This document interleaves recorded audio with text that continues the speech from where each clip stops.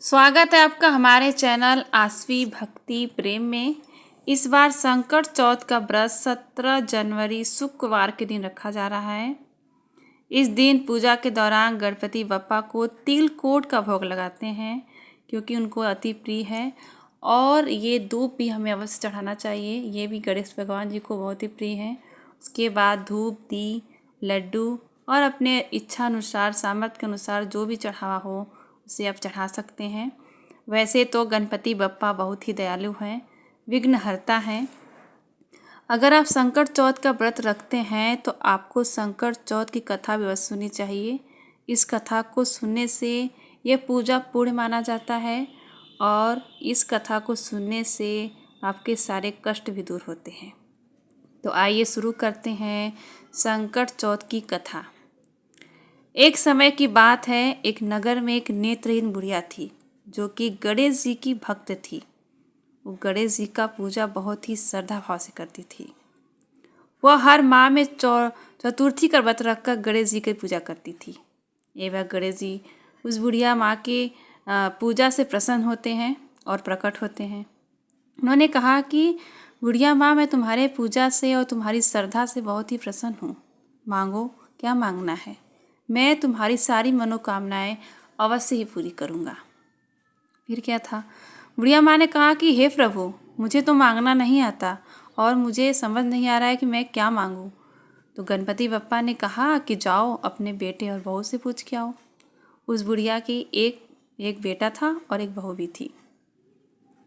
तो बुढ़िया जाती है अपने बेटे से पूछती है कि गणपति बप्पा प्रकट हुए हैं, मेरे भक्ति से प्रसन्न हुए हैं। उन्होंने कहा है कि जो मांगना है मांगिए, तो बताओ मैं क्या मांगूँ उनसे।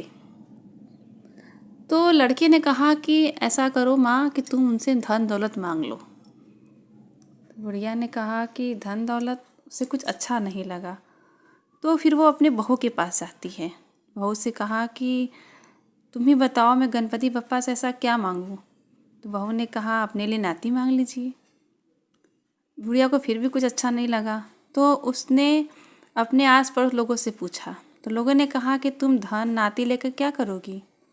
अगर तुम्हें मांगना ही है तो अपने आँखें मांग लो, यानी आँख की जो तुम्हारी रोशनी चली गई है, जो तुम नहीं देख पाती हो, वो मांग लो, जिससे तुम पूरी दुनिया देख सकोगी और अपना आगे का जो जीवन है अच्छे से काट सकोगी। बुढ़िया गई और भगवान जी के पास बोली, हे भगवान, आप प्रसन्न हैं तो 9 करोड़ की माया दो, निरोग काया दो, अखंड सुहाग दो, आँखों की रोशनी दो, नाती और पोता दो, सुख और संपत्ति दो और जीवन के अंत में मोक्ष दो। बुढ़िया की बातें सुनकर गणेश जी कहने लगे, तुमने तो मुझे ठग लिया माँ, फिर भी जाओ, मैं तुम्हारी सारी मनोकामनाएं पूरी करूँगा। इतना कहकर गणेश जी वहाँ से चले गए। गणेश जी के आशीर्वाद से बुढ़िया की आँखों की रोशनी वापस आ गई। वो देखने लगी, उसके पास धन धान हो गए, नाती पोते हो गए और वो सुख की जीवन जीने लगी। उसकी सारी मनोकामनाएं पूरी हो गई। अर्थात गणेश जी इतने दयालु हैं कि आपकी सारी मनोकामनाएं को पूरी करते हैं।